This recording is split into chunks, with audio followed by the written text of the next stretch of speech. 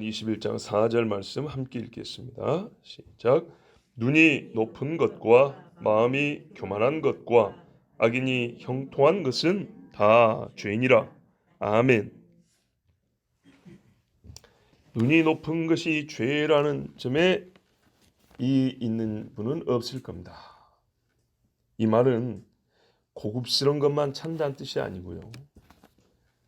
좋지 않은 것을 겸손한 척 좋다 말하는 것도 아니고요. 말하라고 지금 주는 것도 아니고요. 질이 좋지 않은 물건도 나는 눈이 높지 않으니까 하면서 억지로 사서 쓰라 그런 말도 아닙니다. 눈이 높다는 것은 자기 수준과 자기 존재를 스스로 높여 판단하는 마음을 의미합니다. 쉽게 말하면 내 눈은 이만큼 높이에 있으니까 이 눈높이에 맞추어진 것만 보고 눈보다 낮은 곳에 있는 것은 보지 않겠다는 마음입니다. 고개를 숙여서 이렇게 내려다 볼 수도 있는 것인데 그러지 않겠다는 거고, 또 당신과 나를 조화시키고 싶으면 네가 내 눈만큼 올라와라, 뭐 이런 마음들이죠. 키가 커서 눈이 높이 달렸다는 얘기도 아니고요. 고급스러운 것만 찬다는 게 아니라 자기 자신을 높여 놓은 겁니다. 그래서 전부 다 내 눈 밑에 있다 이런 거죠.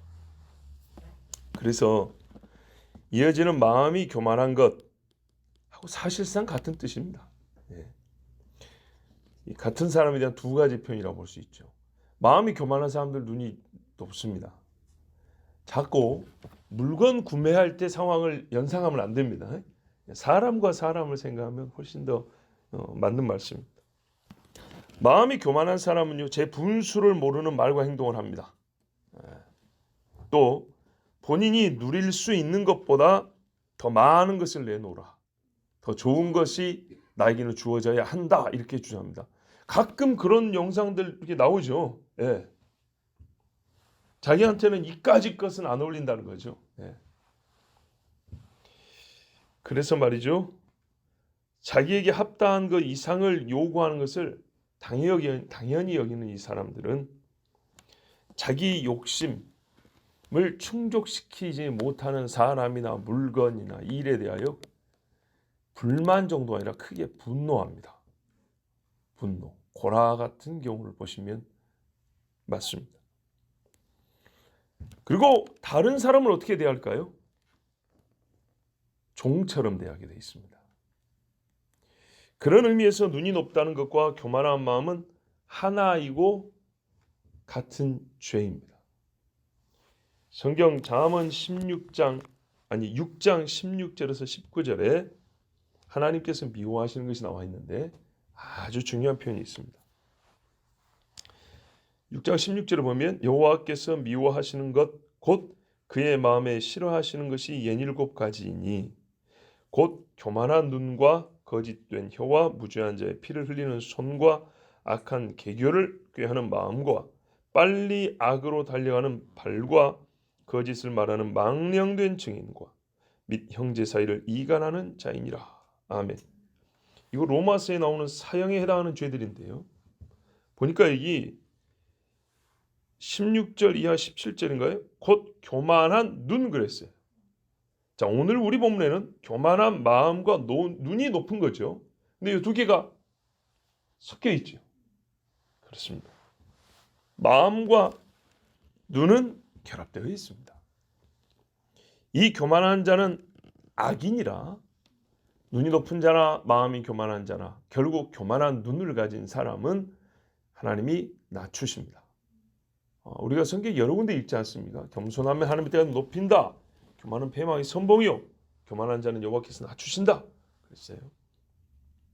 욥기 40장에 보면 아주 중요한 말씀인데 하나님이 이렇게 말씀하시죠. 너의 넘치는 노를 비우고 교만한 자를 발견하여 모두 낮추되 모든 교만한 자를 발견하여 낮아지게 하며 악인을 그들의 처소에서 짓밟을지니라. 욥기 40장 11절 12절 말씀인데 왜 욥이 분노했죠? 스스로 의롭다 함이었습니다. 실제로 욥의 친구들은 욥의 수준에 미치지 못했습니다. 그래서 자기의 말이 그들보다 조금 나았기 때문에 그의 분노는 스스로 정당화되었습니다. 교만한 마음과 높은 눈의 분노는 정당화되었습니다. 근데 하나님 뭐라 그래요? 너의 넘치는 노를 비워라. 그게 어디로 가면 방향이 하나님께로 틀어진단 말이죠. 어디서 감히 하나님께 노를 바라느냐 했어요.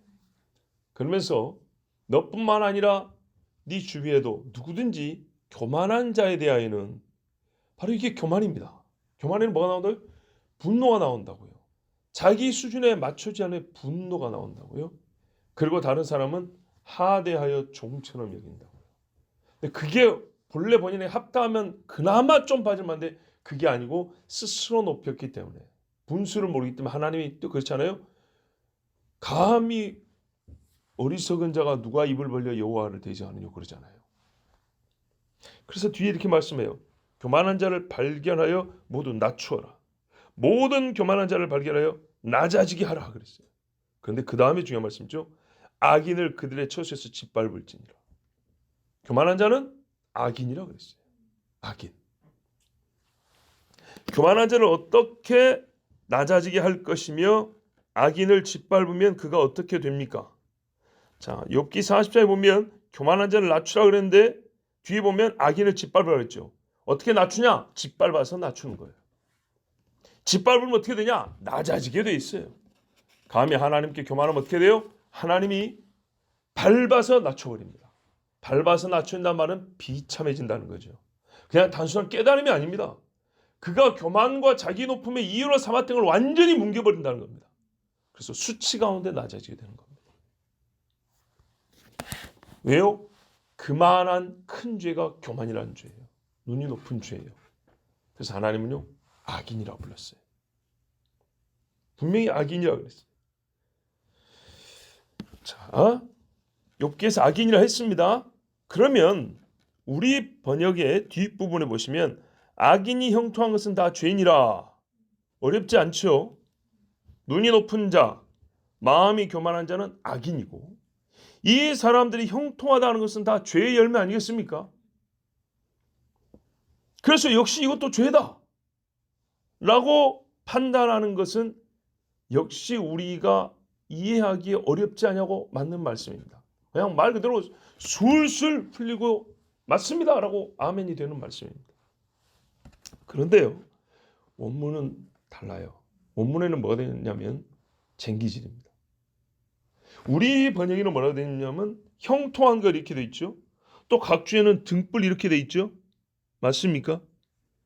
여러분 성경에 각주가 있는 성경에 등불 이렇게 되어 있죠. 등불은 더 뭔 말인지 모르겠어요.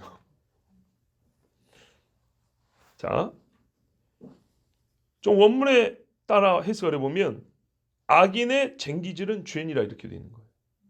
자, 우리 번역대로 하면 교만한 자, 눈이 높은 자, 그들이 형통한 것은 뻔히 죄로 말미암아 시작한 거니까 죄다 해도 뭐 별 이상한 게 없는데 원문대로 하면 갑자기 악인의 쟁기질은 죄다. 지금 무슨 말이냐면 먹고 살기 위해서 일하는 것이 죄다 이렇게 되는 말이거든요.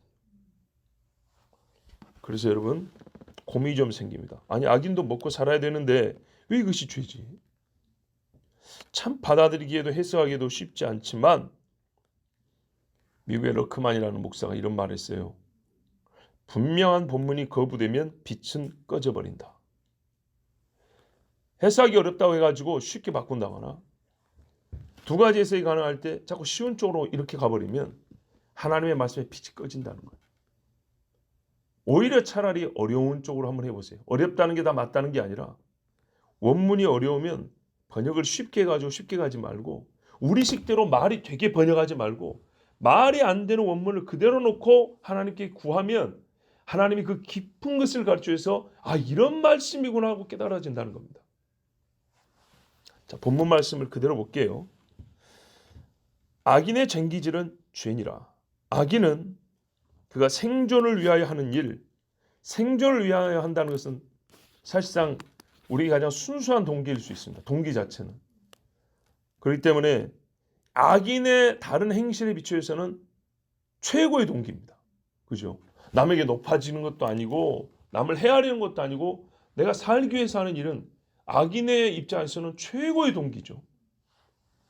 근데 그것도 선하지 않다는 말씀입니다. 그래요. 맞아요. 왜 그런가는 우리가 마태복음에 기록된 하나님의 말씀에서, 즉 예수님이 주신 말씀에서 깨달을 수가 있습니다. 마태복음 6장에 보면 우리가 잘 아는 말씀이 있는데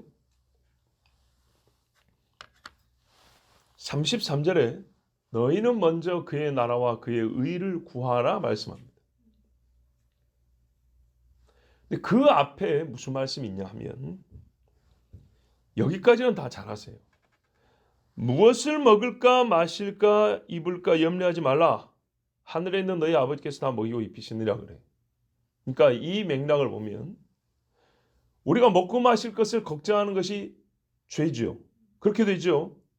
그리고 믿는 자가 추가될 것은 하나님의 나라와 의라 그랬어요. 그러면 우리가 흔히 우리 한국 귀신앙에 하는 말로 네가 하나님 일을 하면 하나님은 네 일을 다 해준다니까 이런 논리가 나오는 거죠. 근데 이거는요 좀 불쾌하더라도 받아들이셔야 됩니다. 굉장히 근시안적인 성경 읽기입니다. 이 말씀이 어디서부터 시작하냐면 24절부터 시작합니다. 혹은 그 앞에서도 찾을 수 있겠습니다. 한 사람이 두 주인을 섬기지 못할 것이니 혹 이를 미워하고 저를 사랑하나 혹 이를 중히 여기고 저를 경히 여김이라. 너희가 하나님과 재물을 겸하여 섬기지 못하느니라.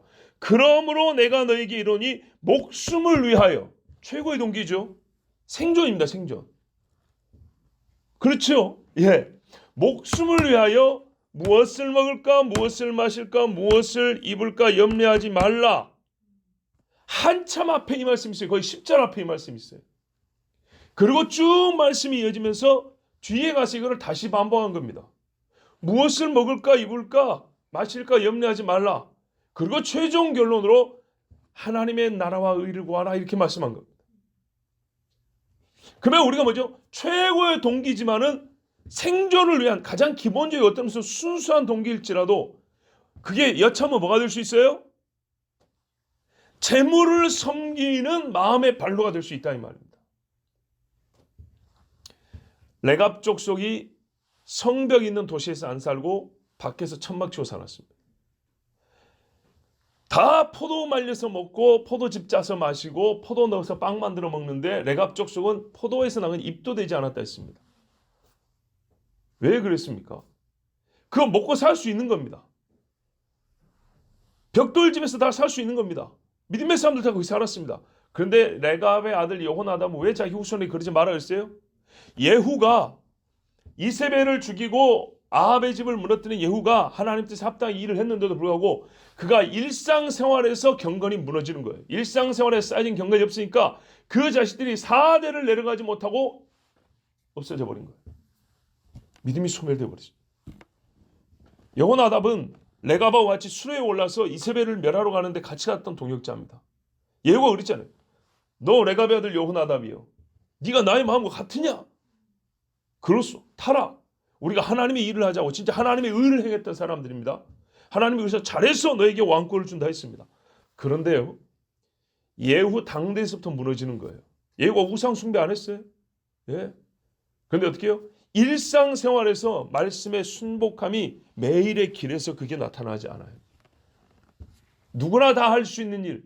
그래갖고는 경건이 커지거나 강화되지 않습니다. 누구나 다 가는 길이라면 반드시 경건은 약화되게 되어 있습니다. 넓은 길이니까요. 그걸 조심하지 않으면 금세 믿음은 없어져 버립니다. 오염되어 버립니다.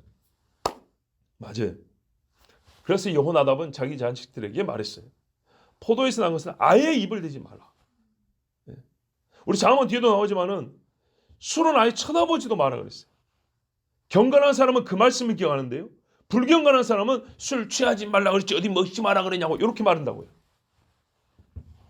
왜 그래요? 마실 기회를 얻고자 하여 그렇게 말씀을 쓰는 거예요. 절대로 내 마음에서 술을 마시겠다는 마음을 갖지 않기 위하여 술을 쳐다보지도 말라는 말씀을 또 사용하는 거예요. 마음이 달라요. 마음이. 둘 다 한동안 같이 안 먹을 수 있지만 마음속에 뭐가 드는지 하나님 다 안다고요. 그겁니다. 무엇을 먹을까 마실까 입을까는 생존을 위한 기본적인 필요에 대한 걱정, 준비의 시작이라고 할 수 있습니다. 생존을 위한 준비의 시작이죠. 또 생존을 위한 필요를 채우기 위하여 일하는 것은 불법이 아니고 잘못된 동기, 악한 마음도 아닙니다. 농사지어서 먹고 살아야지. 뭐가 잘못입니까? 그런데 여러분, 주님은 이것들을 걱정하지 말라고 했어요. 걱정이라는 게 왜 생기냐? 부족하면서도 생기지만은 누가 나를 돕는지를 전혀 생각하지 않을 때도 생깁니다. 여러분, 큰 문제가 있지만 돕는 이가 있다고 그게 소위 말해서 뒷배가 든든하면 걱정합니까? 안 합니까? 안 하죠. 그렇습니다. 사람이 걱정할 때는 제 능력이 약할 때 또는 도우리가 없을 때, 이 두 가지가 안 되면 정말 걱정이 크죠. 근데 믿는 사람은 뭐예요? 도우리가 있다는 겁니다. 도우리가. 근데 도우리가 있다는 걸 생각하지 않으니까 어떻게 해요? 나만 보니까 걱정이 항상 붙어 다니는 겁니다. 주님은 이것들을 걱정하지 말라 그랬어요. 비교하여 그것보다 더 중요한 일이 있기 때문인가요? 하나님의 나라와 의가 더 중요하기 때문에 먹고 사는 거 걱정하지 말라는가요? 아닙니다. 성경은 비교형이 아닙니다. 왜 그걸 걱정하면 죄라 그랬냐? 잘 보세요. 32절에 이는 다 이방인들이 구하는 것이라. 이방인들이. 이게 핵심입니다. 먹고 살아야 된다는 건 똑같아요. 안 먹으면 배고프고 힘 떨리고 죽는 건 똑같아요. 그래서 어떻게 해야 먹을 수 있을까? 이 정도는 근심 다해요. 그런데요, 여기서 멈추는 거는요, 이방인들이에요. 곧 하나님을 모르는 사람들은 이 이상의 생각을 못해요. 근데 하나님을 섬기는 사람은 뭐래요? 여호와께서 살아계시니입니다. 저는 실제로 경험을 했습니다. 저 대학교 다닐 때 말씀드렸죠. 먹을 게 없었어요, 진짜로. 지금보다 몸무게가 20kg 적었어요. 20kg. 진짜입니다. 제가 어젯밤에 다니까 93kg인데 대학교 다닐 때 몸무게 72kg, 73kg였어요. 20kg가 적었어요. 자, 그런데 그나마도 먹을 게 없어가지고 어떻게 했냐? 대학교 가면 운동장 있잖아요. 운동장에 그 스탠드라고 하죠. 거기 시멘트로 이렇게 쫙 앉게 돼 있잖아요. 거기 가가지고 그때 11월쯤 됐는데 날은 춥지, 먹을 건 없지. 그 시멘 바닥에 무릎 꿇고 기도를 했는데 내 생생히 기억해요. 기도 말이 뭐냐? 하나님은 나를 굶어 죽게 하지 않으실 줄 믿습니다. 하나님은 나를 굶겨서 죽게 하지 않으실 하나님이심을 믿습니다. 그게 24살짜리, 23살짜리 기도예요. 얼마나 먹을 게 없었으면 그렇게 기도했을까요? 설마가 아니고요. 정말로 하나님은 나를 굶어서 죽게 하지 않으실 하나님이심을 믿습니다. 공중의 새를 보라, 들의 백합화를 보라. 심지도 아니하고 길쌈도 하지 아니하였거늘 하늘에 계신 너희 천부께서 다 입히고 먹이시느니라. 믿음이 적은 자들아. 이 말씀을 기도하면서 되뇌었어요. 여기까지 이방인들은 못 간다는 얘기입니다. 배가 고파서 내일 어떻게 일할까? 배고프면 잠자기도 어려워요. 위장도 아프지, 먹을 건 없지, 병원도 못 갔어요. 어떻게 해야 되나? 그렇지만은 믿는 사람은 배가 고프기 때문에 어떻게 하면 먹을 수 있을까를 생각하지만 여기서 멈추지 않고 이것을 잊어버릴 정도로 그 다음을 생각하는데 하나님이 계시다. 성경에 하나님이 약속한 말씀이 있다. 내가 믿는 자의 자식이 평생에 빌어먹는 것을 보지 못하였으니 솔로몬이 분명히 그랬다 했어요. 보세요. 젊은이가 성경을 알고 있다는 게 얼마나 중요한가. 그래서 기도했어요. 부모는 천리길 멀리 있지요. 배고프다 돈 없다 말은 못하죠. 하나님이 줄까요 안 줄까요? 주십니다. 그래서 지금 여기 서 있잖아요. 예? 이방인들은 다 거기서 멈춰요. 무엇을 먹을까? 무엇을 입을까 마실까? 하나님을 섬기는 사람은 어떻게 해요? 여차하면 내가 이 생각하다가 하나님을 섬기는 게 아니라 재물을 섬길까 두렵다. 이 또한 하나님께 맡길 일이다. 하나님께서 다 주시리라. 근데 그런 와중에 집에서 전화가 온단 말이에요. 돈 없는 거 알아요. 아는데 부모가 어떻게 해요? 보낼 돈이 없어요. 여러분 얼마나 속이 상했어요. 그러면 아들은 또 부모 걱정 안 시킨다고 뭐라고 대답합니까? 엄마, 성경에 보니까 이스라엘에 3년 반 기근이 있는데 까마귀가 엘리야한테 떡과 고기를 물어다 줬다고 성경이 나와 있는데 걱정을 하지 마소. 우리 전라도 사투리로 까마귀가 먹을 것을 물어다 주니까 걱정을 하지 마세요. 그렇게 대답했어요. 자, 하나님이요. 또한 믿음이 뭐냐? 하나님은 지금 나의 하는 말을 다 듣고 계신다. 네 말이 내 귀에 들린다고 하는데 이때 내 입에서 무슨 말이 나오는지 하나님은 다 듣고 계신다. 나의 아비가 10살, 11살 때부터 가르친 그 말씀이 떠올라요. 그렇게 전화할 때 떠오른다고요. 지금 옆에서 듣고 계신 하나님이라. 이것이 이방인이 아닌 하나님의 백성 그리스도인이 하는 생각입니다.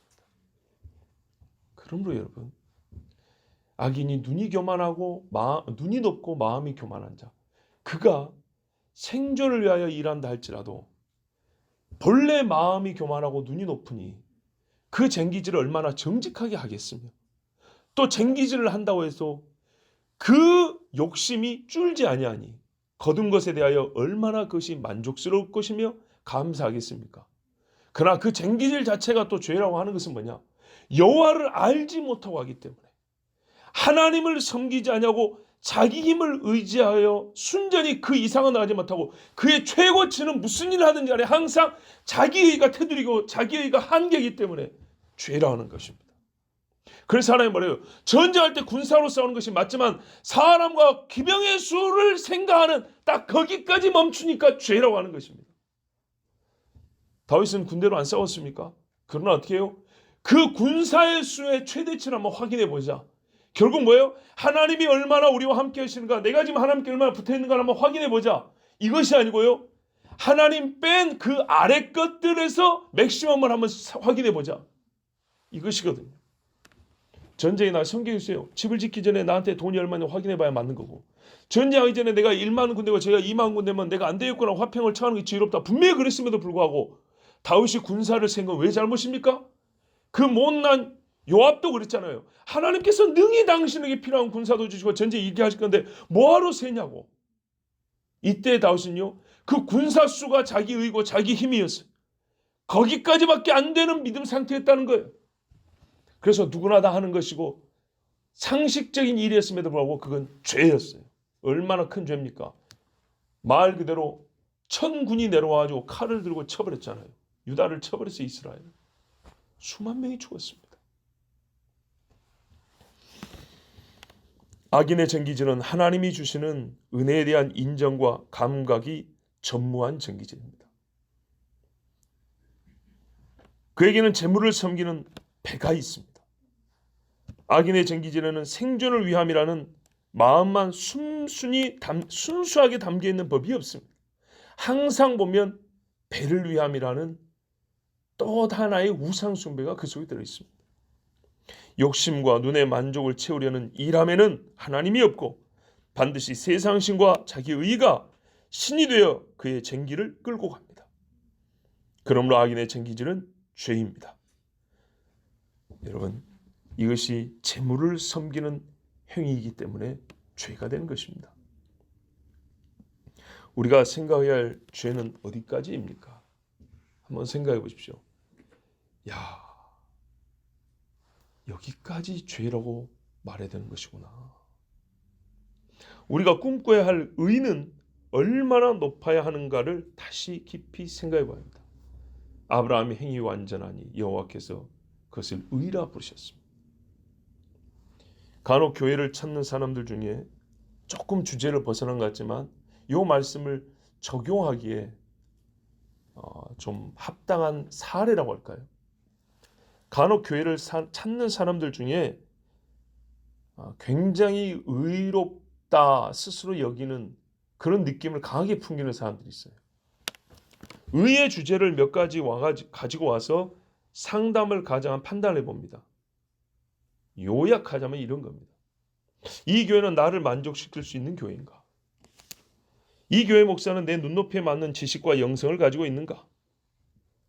공동체 일원이 되겠다는 사람으로서 분명히 확인은 해볼 필요가 있는데 그게 너무 티가 납니다.